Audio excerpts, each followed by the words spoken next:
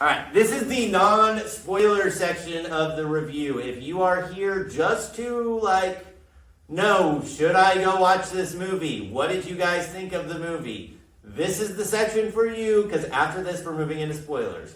Pacman, go ahead and give us your rating 1 out of 10, and a thumbs up, thumbs down on whether you enjoyed the movie. My rating of this movie, 1 out of 10, I would give it a 7.2. Thumbs up, should you watch it? Only if you've watched Dune 1 and enjoyed it, should you go watch this movie. Keep your expectations low, you'll enjoy it more. My expectations were much higher, didn't live up to them. If they were a little lower, I think it would have been a little better. If you've never seen Dune 1, thumbs down. I don't really recommend this. It's kind of all over the place for someone that's never watched Dune 1. Yeah, and we're going to get way more into our whole thoughts in the spoiler section of the video, but so I agree with Pacman totally on the thumb up and thumb down thing. If you like Dune 1, go watch this movie. If you did not like Dune 1, do not go watch this movie. You are not going to like it. If you have not seen Dune 1, do not go watch this movie. You are not going to like it. And as for my official rating, I originally came out of that movie wanting to get an 8 out of 10. I think the more me and Pacman have talked about it, the more my rating has moved down a little bit. So I'm going to give it a 7.5 out of 10. And that's going to wrap it up for the non-spoiler section. We are going to give our whole in-depth thoughts in the spoiler section of this video. So if you liked the video, please like and subscribe. It means a lot to us. Do you want something in the chat, Pacman? Yeah, okay. Yeah, give me a waka waka in the chat. Waka waka! And that's going to be it for our spoiler section, folks, or non-spoiler section, folks. Adios. Hope you enjoyed it.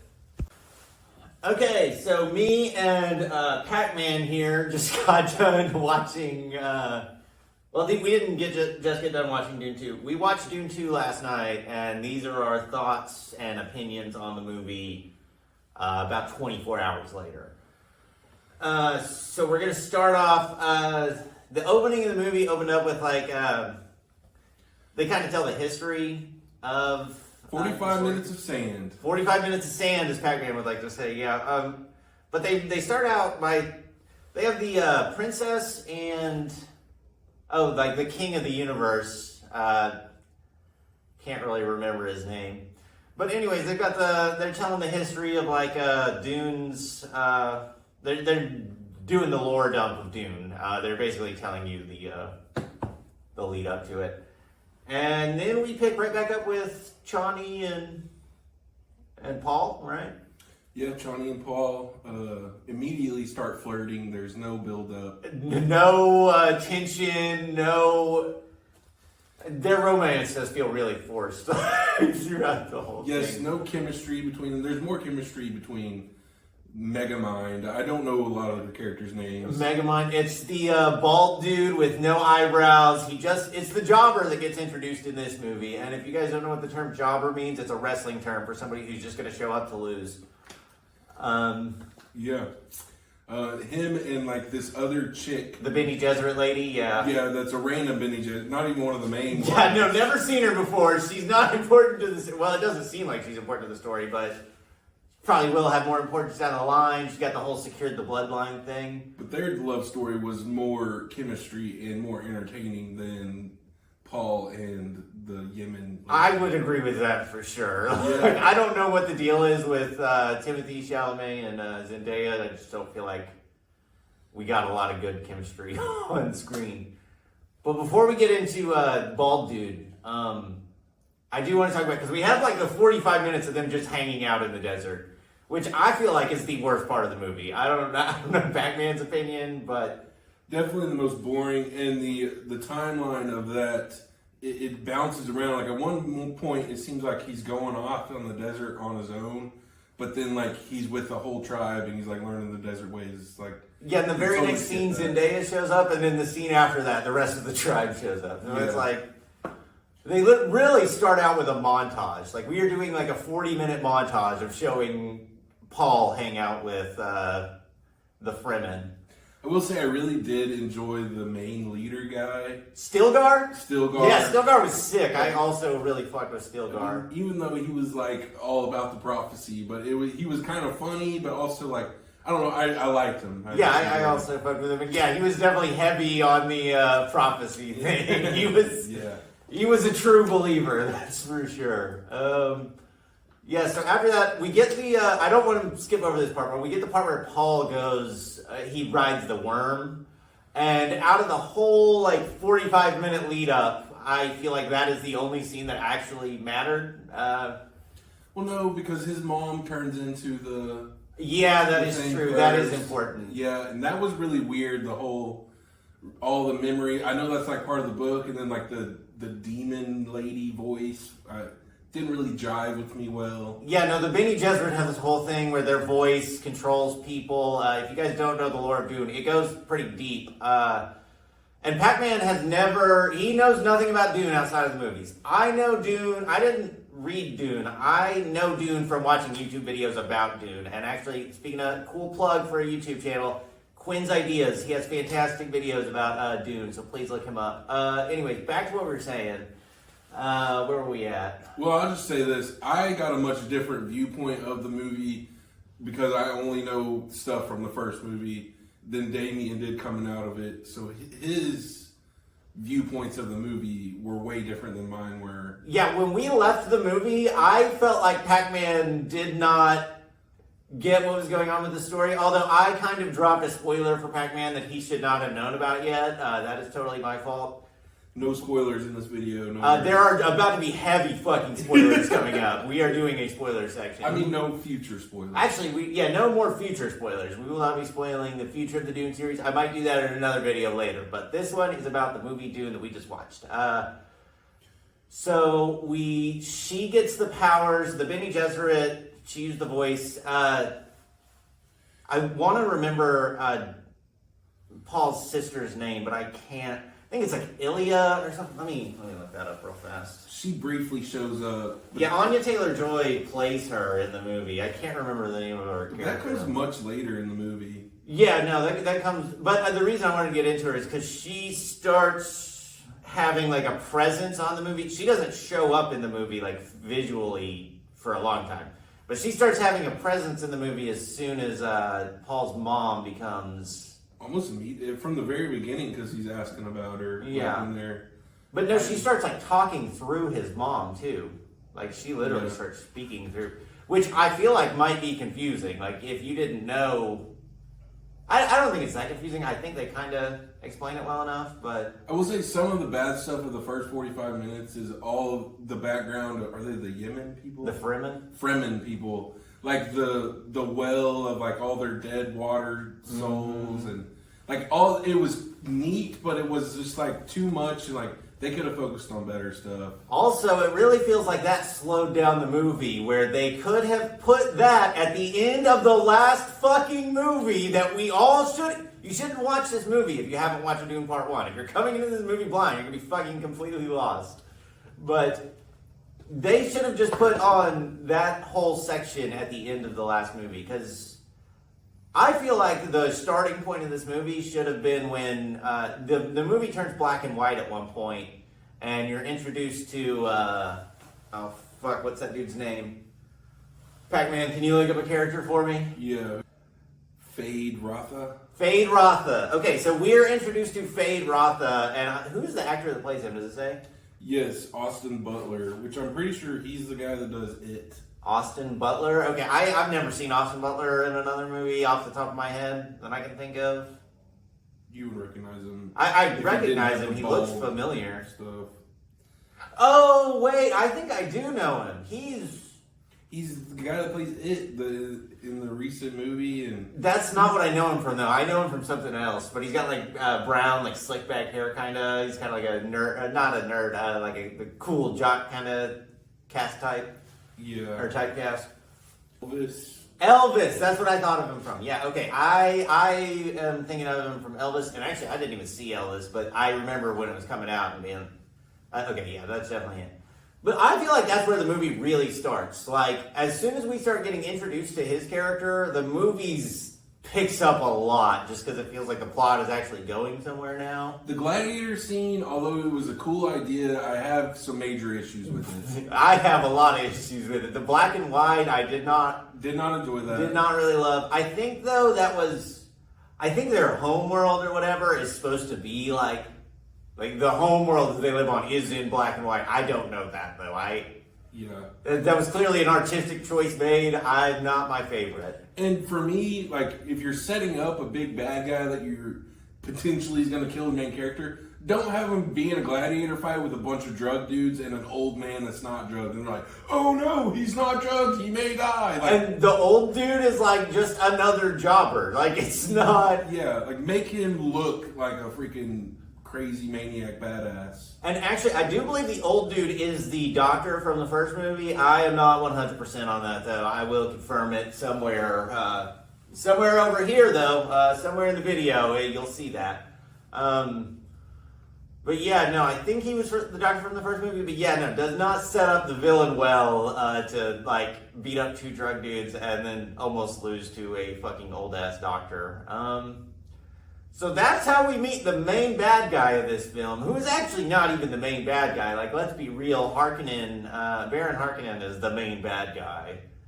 And spoilers, he just gets stabbed and fucking dies. And he doesn't even really do much in this movie at all. No, that's the thing though. Baron Harkonnen is not, like, if he was a chess piece, he's like the king. He is strategically important, but he doesn't do a lot for you out in the field. Even then, like, they weren't doing a lot of, like, fighting in the desert, or, like, it was like a whole lot of nothing, a couple fights sprinkled in, and then he, like, fights the big fight against the... Yeah, I feel like there's one action sequence kind of before the big fight at the end where... It's really just like Zendaya and Chani and Paul going and like taking out the spice manufacturing. They have their guerrilla warfare montage. Like, the guerrilla warfare montage. That's basically exactly what it is. That's the action we get at the beginning of the movie. And to be honest, there's like some decent moments. Like Paul got some like cool choreography for it, and I kind of like the moment where Zendaya shot a rocket launcher at that dude. Doesn't add a whole lot to the movie, but it was cool. The coolest moment of the entire series is the three worms riding into battle. Yeah, no, at the end of the movie, when we get into the final battle, that was also my favorite shot of the whole movie. I think that shot right there, awesome-tacular. The rest of the movie, not awesome-tacular. A lot of the effects were good. Some were really bad. Some of like where they're like showing the spice, I'm like, make the spice pop. It looks like sand. Yeah, there's just a couple little glowing pieces in there. Yeah, it should be more to me. Like, it should really be... Yeah, well, we're going to get more into the spice gets way more detailed, like, the further you go into the story. Like, right now, it is essentially just fuel for space travel. They need it to move around space, and it makes space travel function in this universe. Yeah. But definitely visually, I don't know, I like the visuals of it, kind of. Like, you can tell it's in the sand, and it's not... But they could do it a little bit better, probably. I will say, like, the main character, his arc throughout the movie, whenever he's, like, in his little love triangle with Zendaya, not triangle, but his love story with Zendaya, and then he's, like, fighting with, like, I'm not the Messiah, I don't want to be the king. Like, I kind of enjoyed that, and then all of a sudden it was just like, he just goes all in. It's mute, yeah. And he doesn't have like a triggering moment or... Well, he does have a triggering moment, and me and you kind of talked about it last night, but I feel like it didn't come across for you, which I feel like is a statement that maybe they didn't do that part very well, because to me it came off as like a complete heel turn. Like, it was very obvious to me that, all right, this dude's he's accepted. I want to get into something that kind of doesn't have to do with Dune. Attack on Titan, Game of Thrones, there's another one, but it's not important right now.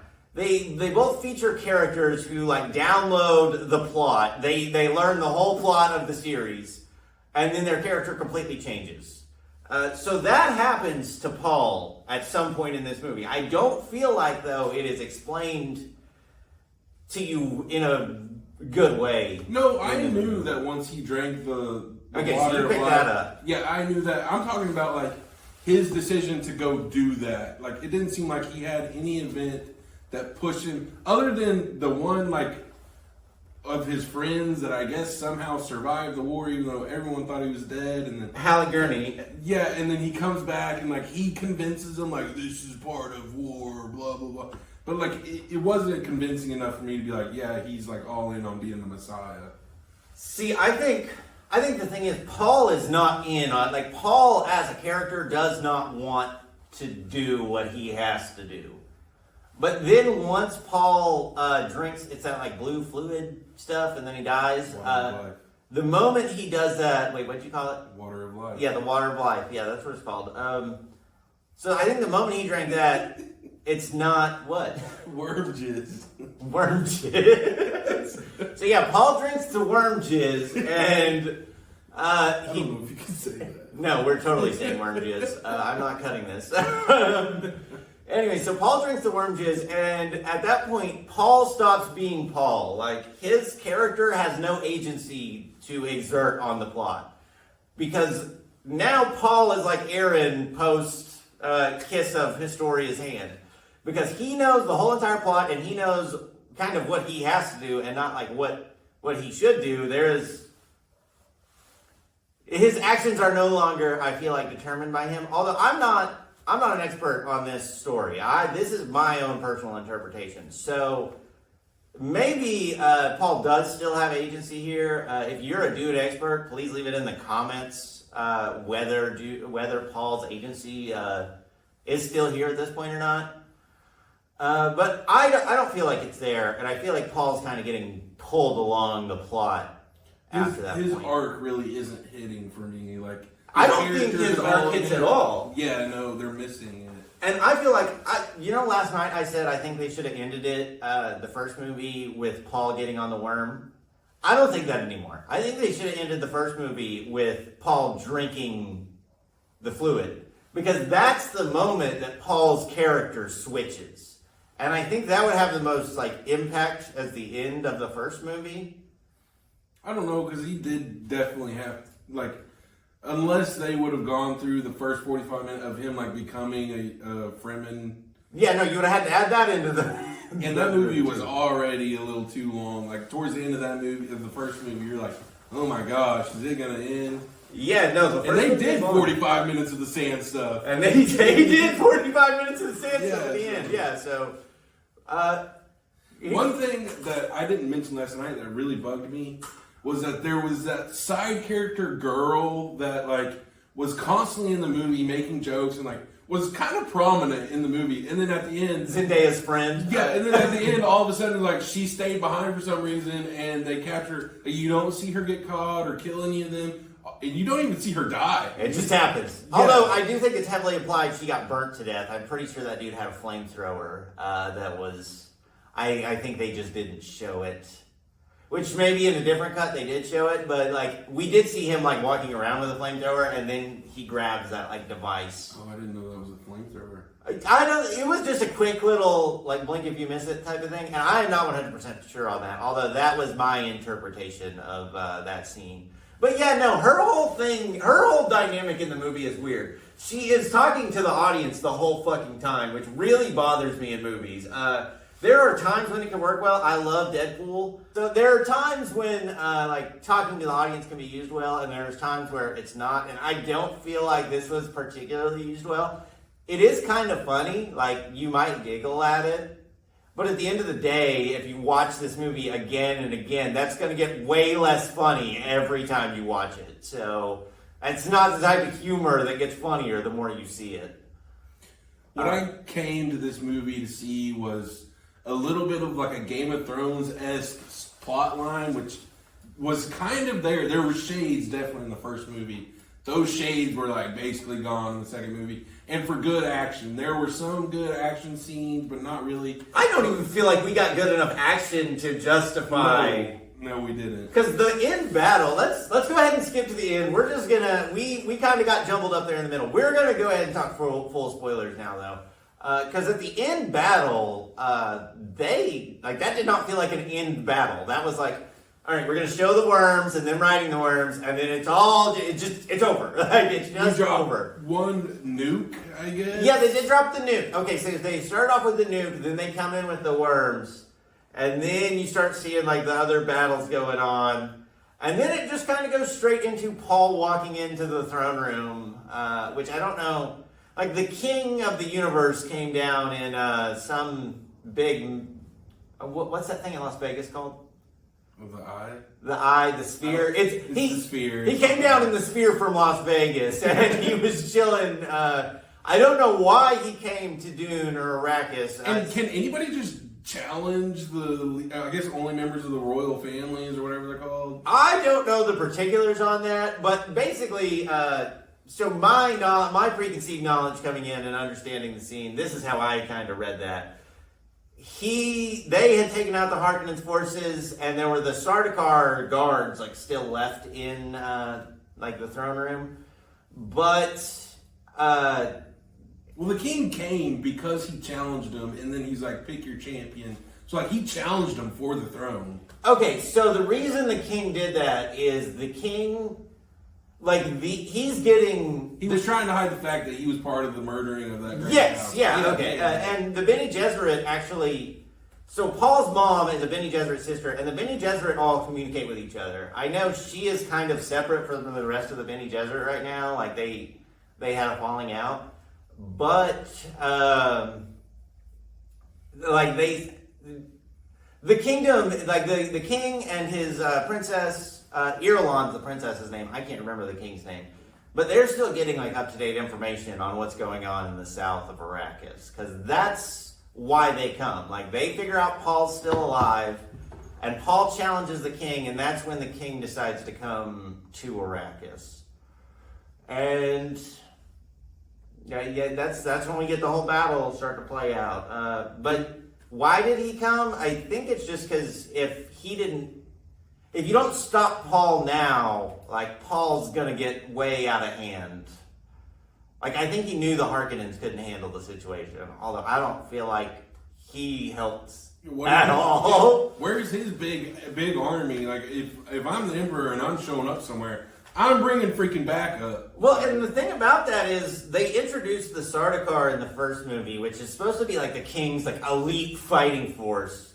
And we saw a lot of them in the first movie, and the only sequence I can think of with them in the second movie is the moment where he walks into the throne room and Paul says, "Kill all the Sardaukar," and that's their role in the movie. and I guess they do. You don't even see him get killed. Yeah, not important enough to happen on screen. So, and the whole little Easter egg they drop of Paul being an Harkonnen, like, does that even affect anything? That is going to be a big deal. That is not just a throwaway thing. That's going to have major implications down the line. It felt very throwaway. It does feel very throwaway, and especially in that moment, I do think Paul figures out he's a Harkonnen in the first one. No, he doesn't. He figures out when he drinks the water. Well, yeah, I don't mean the first. I meant in the first book, not the first movie. I think Paul finds that out in the first one. Although that has way more going on. Paul's sister is way more involved in the book. She is not even in the fucking movie. She shows up for one scene. It's Anya Taylor-Joy, which I think is a great casting for her, but she's very wrapped up in the ending, or what's supposed to be the ending of this movie. I think probably Denis Villeneuve thought, this shit is way too fucking weird. It's probably best if we just cut that out entirely. Who's the queen or the princess? Princess Irulan. Oh, like what's her name? Yeah. I don't know. She's in Black Widow. Florence Pugh. Florence Pugh's her name. She is a good pick also for that role. Oh, I loved that they picked Florence Pugh. I thought she was great. The problem with her role is it's just not very big. Like, non-existent. Princess Irulan is not fucking important to this story. She is, in a way.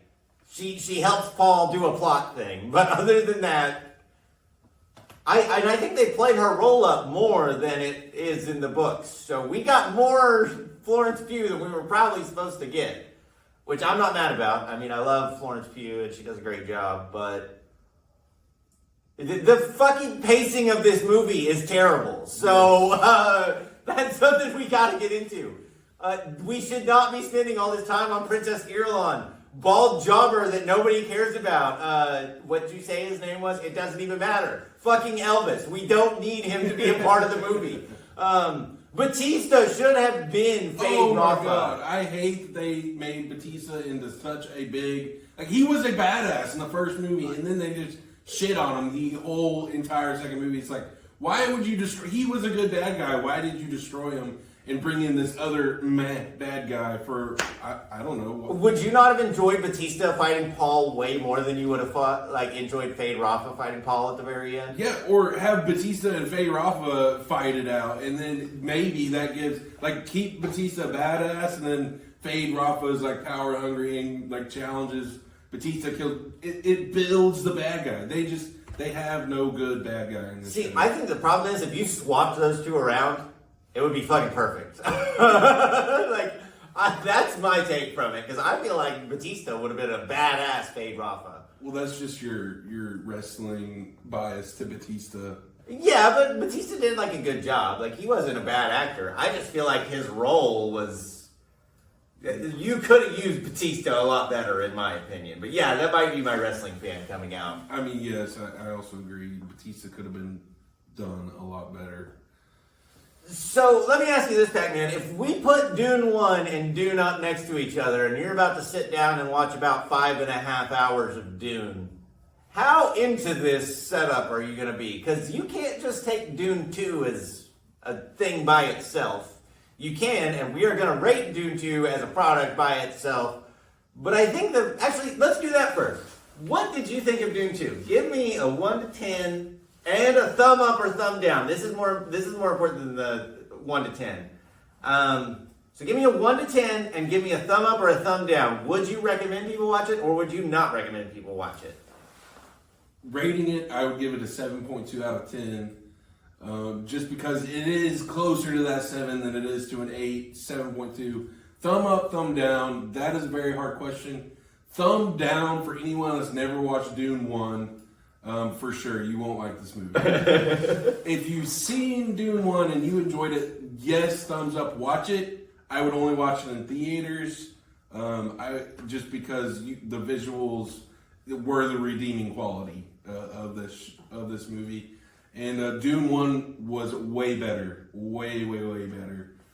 Fair enough. So 7.2 would be my rating. Thumbs up if you've watched Dune 1, thumbs down if you haven't. Okay, so I've kind of got, as far as the thumb up and thumb down, I agree with you completely. If you have seen Dune and you like Dune, go watch this movie. And actually, this should be at the very beginning of the video. I don't know why we waited for the fucking... You've not watched this far to decide our opinion, so this is probably going to be at the very beginning. But either way, besides that, yeah, I totally agree with Pacman on the thumb up or thumb down thing. If you've seen Dune 1, you should watch this movie. I think you'll like it. If you saw Dune 1 and you didn't like it, you're not going to like this one either. So don't go in thinking that. And if you've never seen Dune before, don't go watch this one, obviously. You need to watch Dune 1 before you watch this. They are not things that you can take separately. That you have to watch them together as a whole. That being said, my rating for the movie, I feel like when I was talking to Pacman after the movie, I got the sense that me and him, which I understand the movie from a different point of view. I know all the spoilers. I know what's going to happen in the next movie. I know what's going to happen in the movie after that. If they keep going, I know what's going to happen in the movie after that and after that. So my point of view is different. Pacman's coming in with no context on any of that. So I feel like for me, the visuals... Like, Denis Villeneuve does not tell you the story. He very much is, like, trying to show, not tell. And I think he does a good job if you know what the fuck he's doing. But I worry that if you were watching this movie and, like, I feel like Pacman understood it. I don't feel like Pacman, didn't understand it. But I feel like there are going to be people who watch this movie and do not fucking understand anything that is happening in this movie. And I am smarter than the average intellect. Pacman is smart. He's a fucking doctor. So don't sit here and think you're just as smart as him. I mean, I'm way smarter than him, but that's besides the fucking point. Let's get to your rating first Yeah, off. let's get to my rating. So I'm going to give it an 8 out of 10. To a 7.5 to 8 out of 10, I'm leaning more 8. I'm going to give it an official 8. So let me ask you this then. You're giving it an 8. Last night you said cut out 45 minutes and it's a 10 out of 10. I don't agree with that anymore. I do feel like if you cut out the first 45 minutes, though, it is a way better movie. I would move 8.5, 9. I would move it up as well. I would definitely, because the pacing is the biggest fucking issue. And we're actually going to get to my biggest issue now. Now that we've got the official ratings in, here's the big issue. When you put Dune 1 and Dune 2 together and sit down to watch this shit for 5.5 hours, I don't think it's going to be a fucking enjoyable experience. That is fucking Return of the King Extended Edition length. Dune 1, the beginning is amazing, awesome. Really, really enjoyed it. Then you get that last 45 minutes of sand. Then you're going to get the first 45 minutes of sand. So you're getting all that sand time in between. You're falling asleep or you're turning it off. You're not catching the end of that if you're trying to watch it in one setting. That's my personal opinion. Yeah, I mean, I kind of agree completely because there's no way I could imagine myself sitting down to watch Dune for 5.5 hours. I just couldn't. And I think it's mostly good. Like, I liked the majority of the first one and the majority of the second one. So that tells me if you put them together, they should be good. But if I was going to go sit down and watch that for 5.5 hours, I don't think I can make it through it. I definitely think I'd have to take a break. But yeah, so... And one other thing I want to talk about, just real quick, it's not important. Before we walked into this movie, Pacman told me people were comparing this shit to Star Wars, like the original Star Wars. They were comparing it to the level, like the second movies of Lord of the Rings and Star Wars. And it was not on either par at even close. Okay, I will say this. As far as the original trilogy goes, this does not touch any movie in the original trilogy of Star Wars. As far as Lord of the Rings goes, this is not even close to Fellowship of the Ring, Twin Towers, or Return of the King. Way better than the fucking Hobbit movies, though. Way better than those. And it's also way better than The Rise of Skywalker, The Force Awakens. The Force Awakens is okay. The Last Jedi, it's better than The Last Jedi, though. But I just think... Well, let's go Disney on a downfall, but we won't even get... Yeah, we're not getting into the downfall of Disney today. This is our general thoughts on Dune. Do you want to give any final takes on Dune? Final takes on Dune. I'm less excited for Dune 3, but we'll still watch it.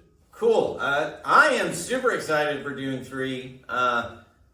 Once again, I want you guys to go check out Quinn's Ideas. He has really awesome videos about Dune, and he explains the whole story fucking way better than anybody else will. So if you've never seen that, go watch it. And if you're interested in the Dune, my problem is I'm going to find the audiobooks.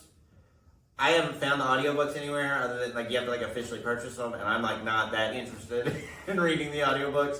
If they upload them to YouTube someday, though, I will jump on that immediately. But I can't wait until we get into the further story of Dune. Like, Dune 1 is kind of mid. Dune 2 is also kind of mid. I don't know. I don't want to say it's mid. Mid's the wrong word. But the story of Dune is fucking awesome. And the more you get into it, the more off the rails and away from what we're doing right now it gets. Although the stuff that we're doing right now builds into the rest of the story. You can't have the later parts of the story without the beginning parts of the story. So I'm fucking super excited about getting more Dune. I hope we get more Dune. It seems like this movie made a shit ton of money, so... Did it really? Yeah. Well, it didn't make a shit ton of money, but it made its money back. Well, that's good for movies, because we are both movie lovers. Theaters is awesome. Yeah, big fan. We went and watched it in Dolby. One thing about the Dolby is at certain moments, it got so loud, it literally hurt my ears. And then whenever he killed the big fat bald dude...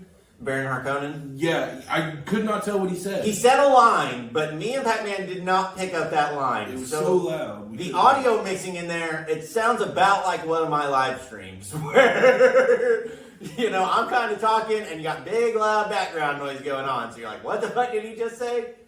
And in a multi-million-dollar movie, that probably shouldn't be an issue. Or just throw fucking subtitles on there. I don't know what to say, dog.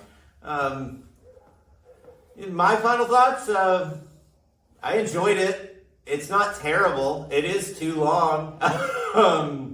I can't wait till we get more Dune. And I think inside of this movie is a really good movie. We just didn't get that movie. We got we got a worse version of that movie. And I feel a little let down by that. But overall, I did enjoy it. Did you care at all about his mom's storyline? I care a lot about his mom's storyline, but it's because I know what's going on with his mom's Also, storyline. we can put this in at any other time. I hated the fact that, like, they were like, oh, they had the meeting, they're like, is he the Messiah? Let the desert decide. He goes off. And then there's like, what about the girl? And then all of a sudden they're like, oh, we'll just make the girl queen. Who cares? Yeah, she's the queen. Wait, which girl? His mom. Oh, okay, yes. So that gets, it doesn't get explained better, but I feel like in the books, whenever you're like, which I guess I can't read, I didn't read the books. I listened to Quinn talk about it. But whenever he was talking about it, he really set up the fact that, like, the Bene Gesserit sisterhood is something that transcends, like, races and cultures. So was that one lady a Bene Gesserit too? Yes, the mother of the... Not the old blind lady. The old blind lady was a Bene Gesserit. I know she was. I'm Okay. talking about the other lady that was like the head of that meeting that the guy was talking to her, the prophet guy was talking to her. You know, like whenever they have that meeting and there's like that one lady that's kind of like leading the meeting and that's like, he's not the prophet. Oh, are you talking You about... see the signs all the time. Fuck, which lady are you talking about? Are you talking about the one of the... Was she with the king or was she with the... She's with the Fremen. She's with the Fremen. Yeah, and she's the one that's like, oh, Colin, you see the prophet signs all the time. Okay, she's the first one that Stilgar talks to whenever Yeah, he's Stilgar. like, hey, I think he's the one. And she's like, nah, dog. Yeah, is she a Bene Gesserit? No, I think she was just kind of like a cultural, like an elder in their culture. Okay. The only lady who I think for sure is a Bene Gesserit was the mother that Paul's mom replaced. Although I think you saw some of the Fremen that like hung out with her a lot. I think they might be trained in some Bene Gesserit ways, but I don't think they're full blown. Because if they were full blown Bene Gesserits, they could have just taken over instead of Paul's mom doing it. You know. Mm-hmm. And that was the thing. That's why they picked Paul's mom, was she was a Bene Gesserit, and where the fuck are you going to find one of those on the south side of Dune? But the whole thing is, it's a self-fulfilling prophecy. The Bene Gesserit came to Dune, to Arrakis, thousands of years ago, and set up this whole prophecy, telling them this shit's going to happen in the future. So, like, this is a process that started way, way back when, and is just now paying off at this point in the story. Which is not something I think you're really going to get deep into in the movies, but I think they kind of touch on it. I don't think it's fully like fleshed out for you that that's kind of what's going on, but it's very much like the only reason Paul and his mom are in the positions that they are in is because the Bene Gesserit did what they did thousands of years ago. And Paul and his mom are now just capitalizing on what the Bene Gesserit set up. But they're not doing the Bene Gesserit's orders. Paul and his mom have their own plot going on. They are opposing the Bene Gesserit in some ways. They're not necessarily on the same side. But there's a bunch of shades of gray in Dune. So, Paul understands where the Bene Gesserit are coming from. Paul understands everything now. I mean, this dude's he knows everything. Aaron Yeager. I can see the future. If I can find a clip from Dragon Ball Z, I'm having the I can see the future line in. I can see the future! Just because that's fucking hilarious. Yeah, so I guess that's our general thoughts on Dune 2. Tune in for more movie reviews. We'll get better as time goes. Yeah, we're definitely going to have to do a movie review of Planet of the Apes. Planet of the Apes, Deadpool and Wolverine. Deadpool and Wolverine, we will be right here in this garage. I will have this Pacman logo, hopefully talking. I don't know if I will be able to animate him yet, but hopefully we can get a moving Pacman logo. If not, it'll be just a regular Pacman logo for now. We'll work on that. I'm going to do better on editing. But yeah, so this is something we're going to do more of in the future. Give me a chomp chomp in the chat. Give Pacman a chomp chomp in the chat. Also, thank you for any comments. Thank you for any likes. Thank you for any subscribes. It means the world. And yeah, so if you guys like reviews like this where we just come out and talk, we could make this more casual too. Like We're really not set on the style of this yet, although I do love the background and the visuals of this garage. So that probably will be a mainstay. Maybe next time we can give our rating and then move into spoilers. I will probably go in and take the ratings. Time out. Okay, please like and subscribe. I hope you liked the video. Thank you so much for watching. That's going to be the end of this one, folks. Thank you.